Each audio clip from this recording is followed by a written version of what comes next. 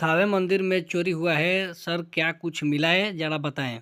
और दिनांक 17 और 18 की रात में दो चोरों के द्वारा थावे भवानी के मंदिर में मुकुट, हार और कुछ और अन्य आभूषणों की चोरी की गई थी। इसमें क्योंकि प्रशासन और पुलिस के स्तर से चूक हुई थी, तो हम लोगों ने इसमें जो टीओपी प्रभारी हैं और वहाँ के जो अन्य कर्मी हैं, पुलिसकर्मी, उन पर सब पे कार्रवाई की थी। और क्योंकि चूक भयंकर थी, तो इसमें हम लोगों के स्तर से भी इसकी जो लापरवाही है उसकी हम लोग जवाबदेही लेते हैं, जिम्मेदारी हम लोग लेते हैं एज ए पुलिस अधीक्षक।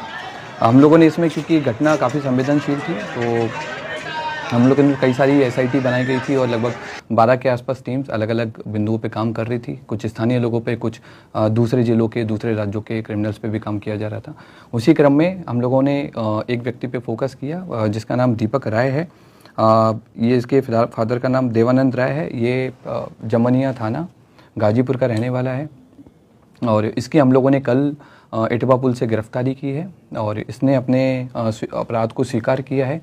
इसके द्वारा पूर्व में भी कई सारे ऐसे मंदिर चोरी में अपराध किए गए हैं। इसी साल मार्च 2025 में इसके द्वारा महू जिले के कोतवाली थाने में शीतला माता मंदिर में चोरी की घटना कारित की थी, जिसमें जेल गया था और 13 नवंबर को जेल से छूटा है। जेल से छूटने के बाद में फिर इसने थावे मंदिर और पुणे के एक बड़े मंदिर की रेकी करना स्टार्ट किया। वहाँ के सोने मुकुट के बारे में इसने गूगल पे और यूट्यूब पे अच्छे से सर्च किया और 10 और 11 की रात में थावे मंदिर में आकर प्रॉपर रेकी की और जिस तरह से घटना कारित की गई है उसी तरह से इसके द्वारा रेकी किया गया। मंदिर के पीछे जो अंडर कंस्ट्रक्शन बिल्डिंग है उसमें चढ़ करके इसने देखा कि कैसे आना है, कैसे जाना है और किस तरह से पूरा प्लान करना है। ये उसने उस दिन पूरा स्ट्रेटजी बनाई और 17 तारीख की शाम को 5 बजे अपने घर से चलकर यहाँ पर थावे मंदिर में 11:45 के आसपास जिस तरह से रेकी की गई थी उसी तरह से इसके द्वारा घटना को कारित किया गया। कारित करने के बाद गांव के रास्ते से होकर पैठान पट्टी होकर के इसके द्वारा वापस अपने घर पे गया और अपने आभूषण को, जो अपना दूसरा साथी है, उसको इसने हैंड ओवर कर दिया है ताकि पुलिस अगर इसको पकड़े तो आभूषण नहीं मिले। कितने लोगों ने मिलकर चोरी की घटना? अभी तक की जो हमारा अनुसंधान हुआ है और इससे पूछताछ में अभी तक हम लोग 2 लोगों पे काम किए हैं और 2 लोगों की संलिप्तता पूर्णतः पाई गई है। इसमें दोनों लोग आइडेंटिफाई हो गए हैं। एक व्यक्ति दीपक राय की गिरफ्तारी हुई है। उसके पास से हमको घटना में जो उस दिन घटना हुई थी उस वाला कटर हमने बरामद किया है, जो कपड़े पहने हुए थे वो बरामद किए हैं।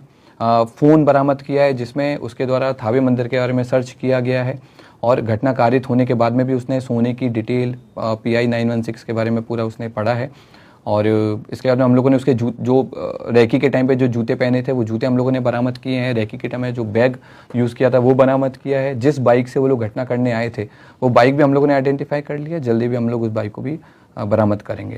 तो 30 लोग सर उठाए गए थे, उसमें से कोई ये तो नहीं हुआ? जो हम लोगों ने पहले जिन लोगों को डिटेन किया था पूछताछ के लिए, उन सब लोगों को, क्योंकि उन लोगों की संलिप्तता नहीं पाई गई थी, उन सब लोगों को हम लोगों की तरफ छोड़ दिया गया है। हम लोगों ने इन सारी चीज़ों पे भी जांच किया था कि क्या कोई स्थानीय लोग या मंदिर प्रशासन की भूमिका रही हो, तो उस तरह की भूमिका भी हम लोगों के सामने नहीं आई है। अब हम लोग की अगली कोशिश माता की जो हार है, जो मुकुट है, उसकी बरामदगी है और दूसरे व्यक्ति की गिरफ्तारी है वो भी हम लोग जल्दी करेंगे। सर, जिस तरह से ये चोरी की घटना को अंजाम दिया तो क्या ये पेशेवर था, क्या किसी मूवी से प्रेरित था, या फिर इसे कैसे पता चल पाई कि मंदिर में यहाँ हार है? ये पेशेवर क्रिमिनल है और इसका हम लोगों ने जब हिस्ट्री देखा है, इसका जब हमने जिस तरह के गूगल सर्चेज किया है तो उससे स्पष्ट हुआ है कि इसके द्वारा लगातार इसने जेल से छूटने के बाद भी, इवन जेल में रहने के दौरान भी इसने कई सारे मंदिर के बारे में डिटेल प्राप्त की है। जेल से छूटने के बाद में कई सारे बड़े बड़े मंदिर के सोने के मुकुट के बारे में इसने सर्च किया है और क्योंकि थावे मंदिर इसके घर से काफ़ी पास था तो इसलिए इसने इस घटना को कारित किया है।